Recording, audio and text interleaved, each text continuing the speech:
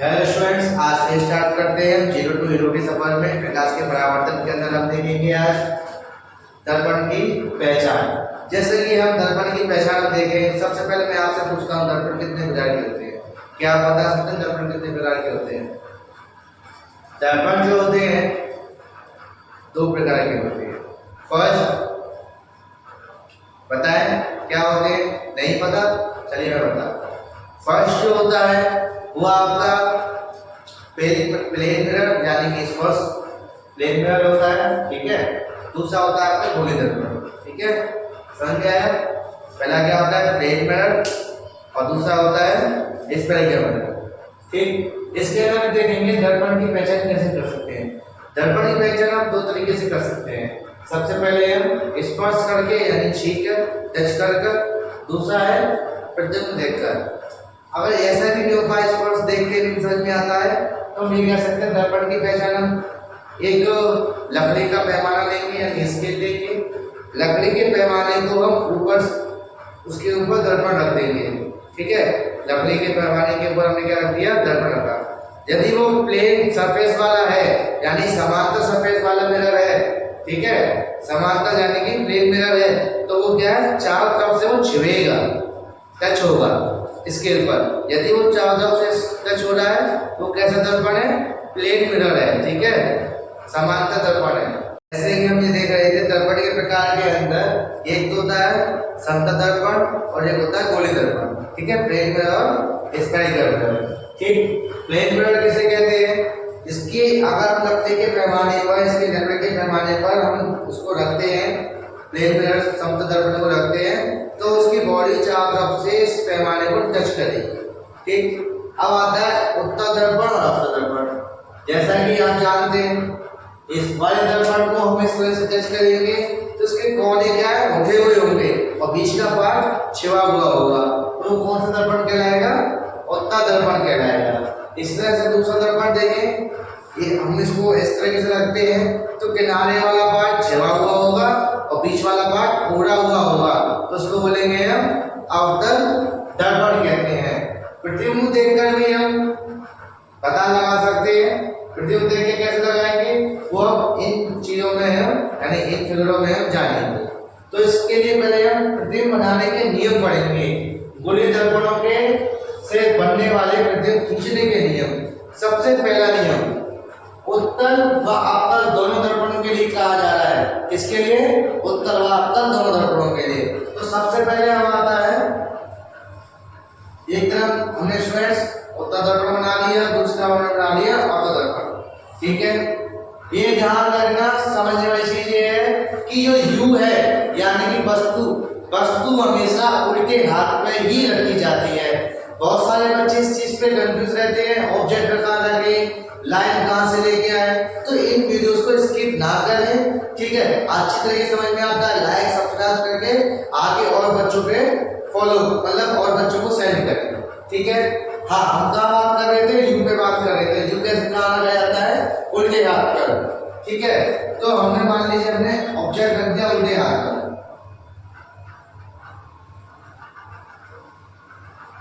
ठीक है। ओ और ओ डैश को हमने ऑब्जेक्ट से डिनोट करना है, ठीक। तो इस पे भी हम उनके हाथ में रखेंगे, पॉलिश कर दिया, इस पे भी पॉलिश कर दिया। यदि हम पॉलिश ना करें तो एक कांच का कटा हुआ से टुकड़ा रहेगा, दर्पण नहीं कहलाएगा। यदि कोई तुमसे हंसी मजाक खेलते हुए पूछ रहा है कि बताओ क्या ये दर्पण है, क्या ये दर्पण है? नहीं, ये सिर्फ कांच का कटा हुआ टुकड़ा है, दर्पण नहीं है। और इसके पीछे पॉलिश कर देते तो क्या कहलाएगा? ये दर्पण, ठीक है। ये ध्यान अब क्या कहेंगे? नियम number first, rule number first. सबसे पहले मुख्य अक्ष के समांतर, मुख्य अक्ष के समांतर चलने वाली वस्तु, मुख्य अक्ष के समांतर चलने वाली रेखा, मुख्य अक्ष के समांतर चलने वाली रेखा दर्पण से टकराने के पश्चात फोकस से होकर जाती है। रूल नंबर फर्स्ट ये है। बट इसमें क्या है, यहाँ पॉलिश होगा तो जाएगी तो नहीं, उत्तल दर्पण में जाती हुई प्रतीत होगी। उत्तल दर्पण में क्या हो जाती हुई प्रतीत होगी, ये यहाँ जा रही है, ठीक है, समांतर आएगी और जाती हुई इधर चली गई, मगर यहाँ पे फोकस की ओर जाती हुई प्रतीत होगी। आपका दर्पण के अंदर क्या होगा, आपका दर्पण के अंदर ये एफ फोकस है, समांतर रेखा आएगी। ऐसे ही बोलेंगे मुख्य अक्ष के समांतर, या मुख्य अक्ष के समांतर चलने वाली प्रकाश की किरण, मुख्य अक्ष के समांतर चलने वाली प्रकाश की किरण दर्पण से टकराने के पश्चात फोकस से होकर जाती है। कहां से होकर जा रही है, आपकी फोकस से होकर जाती है, ये ध्यान रखना। ये नियम नंबर फर्स्ट है। ऐसे ही नियम number 2, rule number second, you हमेशा कहां रहेगा, उल्टे हाथ पर। यहाँ फोकस की ओर आने वाली किरण दर्पण से टकराने के पश्चात मुख्य अक्ष के समांतर हो जाएगी, मुख्य अक्ष के समांतर हो जाएगी। इसमें एक चीज पे बेहद ध्यान रखें, बोर्ड में नंबर कट हो सकते हैं एरोस की वजह से। यदि आप एरोस को गलत लगाते हो तो आपके नंबर कट हो सकते हैं, तो एरोस को ध्यान रखना। इसमें भी आती हुई प्रतीत हो रही है फोकस की ओर, और अब बनाते हैं आपका दर्पण।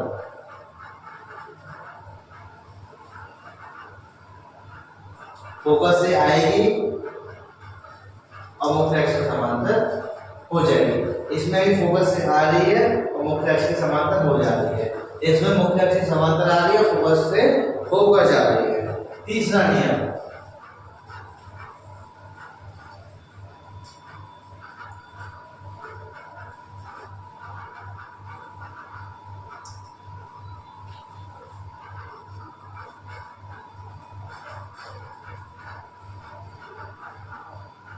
तीसरा नियम क्या कहता है, यदि कोई प्रकाश की किरण वक्ता केंद्र सी से होकर जाती है या सी की तरफ आती है, तो उसका अधिकांश मतलब वो उसी माध्यम में वापस लौट आती है। अधिकांश भाग क्या पूरी उसी माध्यम में उसका लौट जाएगी, ये जिस माध्यम में आएगी उसी माध्यम में वापस लौट जाएगी। ठीक है, यदि वो सी से आती है तो ठीक। अब इन्हीं नियमों को हम यहाँ फॉलो करते हुए एक फिगर को बनाएंगे और अलग अलग पॉइंट्स पे इनको हम रखेंगे और उनके बारे में लिखेंगे। याद रखना स्टूडेंट्स, इनमें से कोई 3 फिगर जरूर आते हैं, तो इसलिए इस वीडियो को स्किप बिल्कुल ना करें। ठीक, नंबर 1, सबसे पहले हम बनाएंगे आपका दर्पण, क्योंकि आपका दर्पण में बना हुआ है, पॉलिश करेंगे, बार बार रिपीट करेंगे, इसको बोलते रहेंगे, क्योंकि ये वेरी इंपॉर्टेंट वाला है, इसको हम छोड़ नहीं सकते, तो बार बार हमेशा रिपीट करते रहिए। सबसे पहले हमने क्या बनाया, आपका दर्पण, उसके बाद हमने क्या बनाया, हमने बनाया पॉलिश किया। पॉलिश करने के बाद क्या बनाएंगे हम, ये क्या है बताओ, मुख्य अक्ष।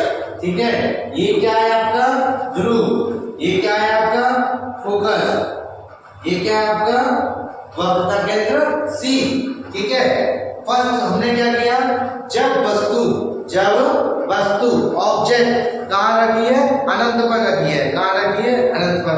ये हमें नहीं पता कितनी दूर है, कितनी ऊंची है, कितनी पास है, मतलब कितनी उसकी चौड़ाई, कितनी लंबाई, हमें नहीं पता। हमें सिर्फ इतना पता है अनंत पर कोई वस्तु रखी हुई है। ठीक है, तो यदि अनंत पर कोई वस्तु रखी है तो ऊपर से आएगी।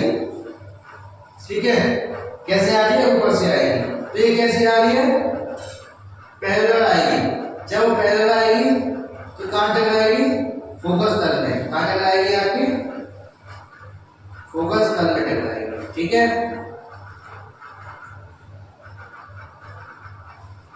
कहां टकरा रही है, आपकी फोकस तल में। तो इसके लिए हम ये कह सकते हैं, जैसे कि मैंने पहले आपको बताया था, यदि कोई प्रतिबिंब में बताया था, किसमें बताया था, प्रतिबिंब में बताया था कि यदि कोई प्रकाश की किरण किसी एक पॉइंट से चलकर दूसरे पॉइंट पर जाकर मिलती है तो उसको प्रतिबिंब कहते हैं। तो इसी तरीके से ये 2 किरण, हमेशा 2 किरण जाएंगी हमारे पास, जाएंगे कभी भी देख लेना 2 पॉइंट होते हैं, एक फर्स्ट पॉइंट, एक सेकंड पॉइंट। यानी कि यदि मैं अपने हाथ को देखूं तो पीछे जो पॉइंट चाहिए वो 2 पॉइंट वाले, फर्स्ट पॉइंट और सेकंड पॉइंट, ऊपर वाले पॉइंट और नीचे वाले पॉइंट। इस तरह से इसमें भी 2 पॉइंट है, 1 और 2। ये दोनों प्रकाश की किरणें कैसी आ रही है, समांतर आ रही है। ठीक है। तो हम इसमें क्या लिखेंगे, सबसे पहले हम लिखेंगे इसमें यदि कोई प्रकाश की किरण फोकस से ऊपर आती है तो दर्पण से टकराने के पश्चात वो मुख्य अक्ष के समांतर हो जाती है तथा प्रकाश से चलने वाली दूसरी किरण जो वक्ता केंद्र C से ऊपर आती है दर्पण से टकराने के पश्चात उसी माध्यम में वापस लौट आती है। ये दोनों प्रकाश किरण जिस बिंदु पर टकराते हैं, जिस बिंदु पर टकराते हैं उस बिंदु को वस्तु का प्रतिबिंब कहते हैं। ठीक है, हमने मान लिया ये ऑब्जेक्ट है ओ डैश, तो इसको हम नाम देते हैं ओ डैश। ठीक है, ये प्रतिबिंब क्या होगा, उल्टा होगा, वास्तविक होगा, उल्टा होगा, वास्तविक होगा, वस्तु से बहुत छोटा होगा। क्योंकि पहले मैंने क्या कहा था, वस्तु कहाँ है, अनंत पे, हमें ये नहीं पता कितनी ऊंची है कितनी नीची है। समझ में आया? इसको हम इस तरीके से लिखेंगे। दूसरा आता है इसी तरह से बनाएंगे। हमने क्या बनाया, आत्मदर्पण बनाया, कॉलेज की क्या बनाया, मुख्य अक्ष बनाया, एफ फोकस बनाया, सी वक्ता केंद्र बनाया। इसको बोलेंगे जब वस्तु वक्ता केंद्र के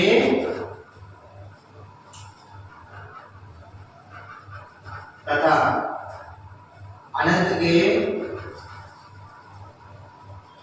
बीच है।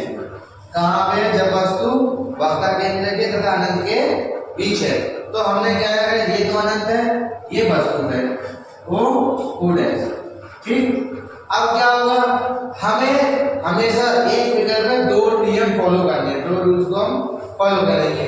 सबसे पहले हम फॉलो करेंगे ये वाला, मुख्य अक्ष के समांतर चलने वाली प्रकाश की किरण दर्पण से टकराने के पश्चात फोकस से ऊपर जाती है। दूसरा नियम, पहला नियम फॉलो कर लिया, दूसरा नियम फॉलो करेंगे, दूसरा कौन सा है, ये वाला। यदि कोई प्रकाश किरण फोकस से ऊपर जाती है, दर्पण से टकराने के पश्चात कहां मिलती है, मुख्य अक्ष के समांतर हो जाती है। तो ये कहां मिल रही है,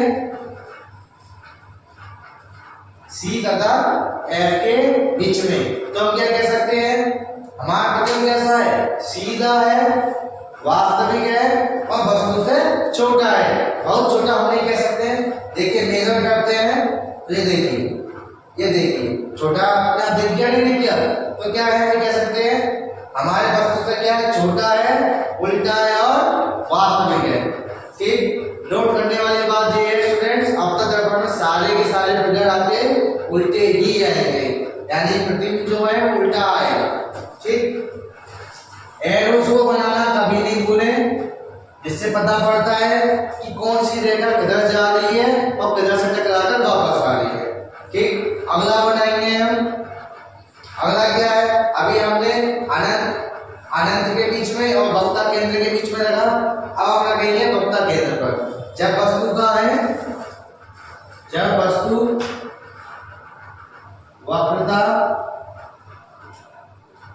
केंद्र पर है, कहां पर है, जब वस्तु वक्ता केंद्र पे है।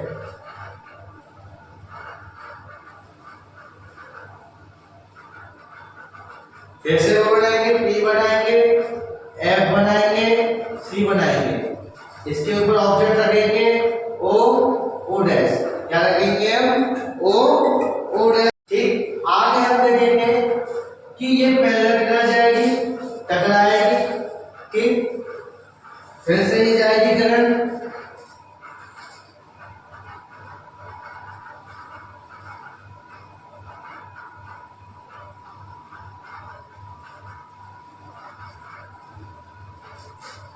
सी के नीचे ओ डैश। ठीक है, तो इस तरीके से हम बनाएंगे। तो इसमें क्या करेंगे, वस्तु का प्रतिबिंब क्या है, वस्तु के बराबर है, प्रतिबिंब बराबर है, ठीक है, उल्टा है और वास्तविक है। ठीक है।